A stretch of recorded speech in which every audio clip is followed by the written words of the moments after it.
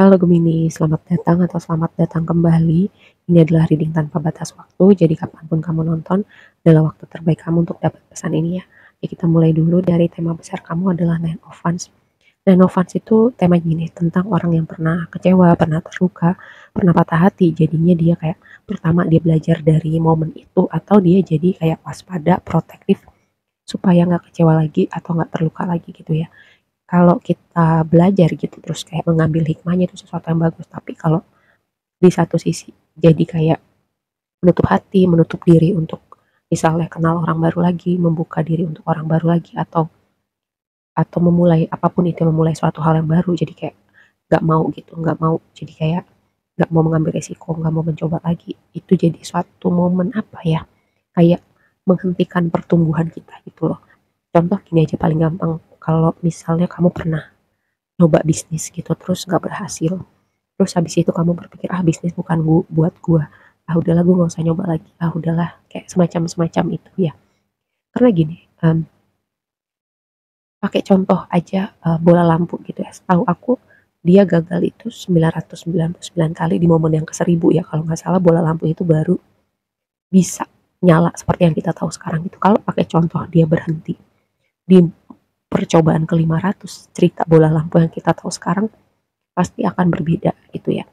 Nah, ini sebuah reminder aja buat kamu. Oke, kalau kamu pernah kecewa, tapi jangan jadikan hal itu untuk menghentikan langkah kamu, bikin kamu menutup diri, atau kayak kamu mencoba lagi gitu ya. Karena gini, konfirmasinya adalah King of Cups. King of Cups itu adalah orang yang matang secara emosional, bisa meregulasi dirinya dengan baik gitu. Punya energi healing, atau punya energi yang nurturing juga ya. Jadi kayak bisa jadi juga momen kecewa itu akan membawa kamu untuk semakin apa ya, bertumbuh gitu secara individu atau lebih jauh dengan perjalanan spiritual kamu. Oke.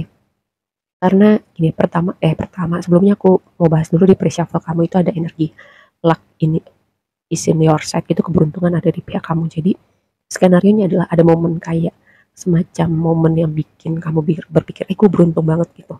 Sekitaran kamu nonton reading ini, atau momen-momen kecewa itu sebenarnya kayak semacam membuka pintu untuk momen yang berikutnya yang akan datang ke hidup kamu, yang akan membantu kamu untuk lebih jauh lagi gitu dengan evolusi jiwa kamu. Nah, sekarang kita bahas dulu. Oracle yang pertama ada not for you, bukan untuk kamu.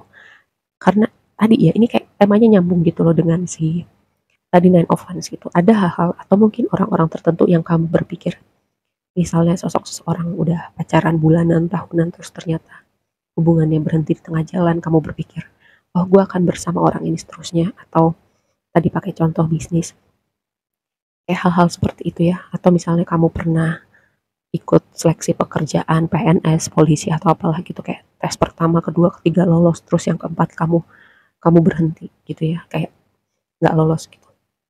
Nah, ada hal-hal yang mungkin di saat itu kamu berpikir, aduh gue mau banget hal ini, aduh gue berpikir gue akan bersama dia selamanya. Skenario menurut aku gini, antara ada yang lebih baik buat kamu, atau di momen itu kamu belum siap gitu, kamu belum punya kesiapan untuk hal itu ada di hidup kamu, atau orang itu mungkin bukan yang terbaik, bukan buat kamu gitu. Nah, jadi lanjutannya adalah building blocks. Building blocks ini kalau di buku panduan itu semacam kamu bangun fondasi gitu untuk hal-hal yang benar-benar kamu mau dalam hidup kamu. Misalnya dream life kamu, dream job kamu, hubungan apa yang kamu mau gitu. Kalau misalnya kamu mau sebuah hubungan gitu, kamu punya konsep tentang sebuah hubungan, terus kira-kira versi diri kamu yang sekarang udah match belum sama versi hubungan ideal yang kamu mau gitu. Kalau misalnya kamu mau punya bisnis, fondasi apa yang kamu perlu gitu.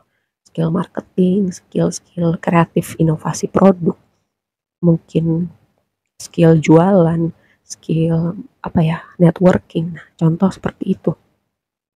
Ini saatnya. Dan ini saatnya kamu untuk mulai mikirin hal itu. Bisa jadi katalisnya adalah momen kamu tadi itu ya, kayak pernah terluka atau kecewa untuk hal yang kamu pikirin. Itu jadi sesuatu hal gitu buat kamu, atau hubungan-hubungan tertentu yang kamu pikir gue akan bersama orang ini tapi ternyata enggak. Karena oracle yang berikutnya adalah soulmate. Soulmate itu gini, setiap kita pasti punya definisi yang beda-beda tentang soulmate, tapi kita bicara kalau di buku panduan ya, soulmate itu orang-orang yang ada di hidup kita, entah untuk hitungan hari, hitungan jam, bulan, tahun, dia akan membawa pengaruh signifikan untuk pertumbuhan kita gitu. Entah caranya menyenangkan atau menyakitkan, entah dia akan bersama kita sampai kita tua. Yang jelas orang ini akan punya efek signifikan gitu untuk pertumbuhan jiwa kamu. Bisa tentang hubungan romantis, bisa juga kayak pertemanan, orang-orang yang misalnya kamu ketemu dalam kehidupan sehari-hari yang kamu cuma ngobrol kayak 5 menit, 10 menit, tapi kayak tiba-tiba dia mengatakan sesuatu hal yang kena banget di kamu gitu. Contohnya seperti itu ya. Karena gini, di dasar dek kamu itu ada tower gitu, momen kaget, momen goncangan, momen suatu hal yang stagnan itu perlu apa ya, perlu diurai gitu.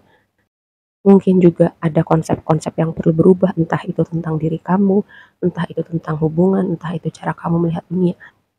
Momen tower itu di dasar dek, itu memberi warna dalam reading ini, dan tower itu berbicara hal seperti itu, stagnansi, atau hal-hal yang perlu berubah gitu untuk kebaikan kamu atau untuk evolusi jiwa kamu ya. Terus yang jadi blessingnya adalah chariot, progress, momentum pergerakan, sesuatu hal yang bergerak cepat. Bisa jadi juga kayak ada momentum yang terbangun. Ini kayak ada hubungannya dengan keberuntungan tadi ya. Seperti kamu berada di tempat yang tepat gitu, ketemu orang-orang yang tepat di waktu yang tepat. Dan itu semacam efek domino, satu hal diikuti hal lainnya. Dan itu semua membangun momentum gitu. Terus juga kreativitas kamu, ide-ide kamu, pemikiran kamu, nggak semua orang harus mengerti, nggak apa-apa gitu kalau nggak ada yang ngerti. Tapi kalau kamu punya ide, terus kamu pengen melakukan sesuatu hal tapi nggak dilakukan, nah itu yang jadi problemnya gitu. Ini adalah momen, karena posisi di blessing kamu, kalau kamu punya suatu ide atau sebuah hal yang berbicara di hati kamu, ini kayak sebuah konfirmasi aja gitu, kayak lakukan gitu ya. Aku selalu bilang selama intensi kamu nggak menyakiti, merugikan orang lain gitu, lakukan gitu. Jangan sampai kayak sebuah pemikiran itu hanya berhenti di pemikiran atau di konsep aja. Nah, yang jadi tantangan nih, kejernihan berpikir, stabilitas, karena Eight of Swords dan Queen of Pentacles ada di posisi tantangan.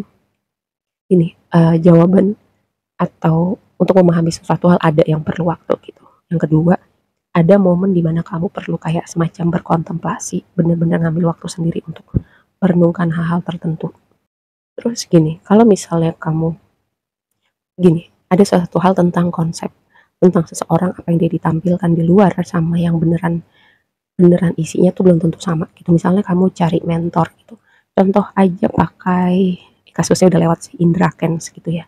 Nah kan baru ketahuan belakangan kalau ternyata dia itu problematik gitu ya. Tapi di awal-awal banyak orang yang kebeli gitu, banyak orang yang kemakan omongannya.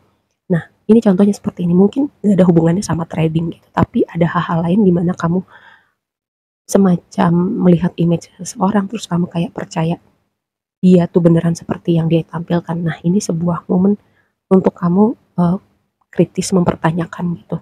Sebenarnya kalau pakai contoh Indra Kents gitu ya dan para sultan-sultan yang waktu itu, sebenarnya itu bisa bisa terhindarkan sih kalau orang-orang itu nggak kemakan emosi, kemakan ego, dan bisa berpikir jernih. Sebenarnya hal-hal itu kalau yang sesuatu hal too good to be true, harusnya kita bertanya gitu, beneran nggak itu sebagus apa yang ditampilkan. Oke, sekali lagi aku tekankan, mungkin nggak ada hubungannya sama trading, keuangan atau apalah gitu. Bisa jadi ini di suatu aspek lain kehidupan kamu, pastikan gitu situasi atau orang ini beneran seperti apa yang ditampilkan.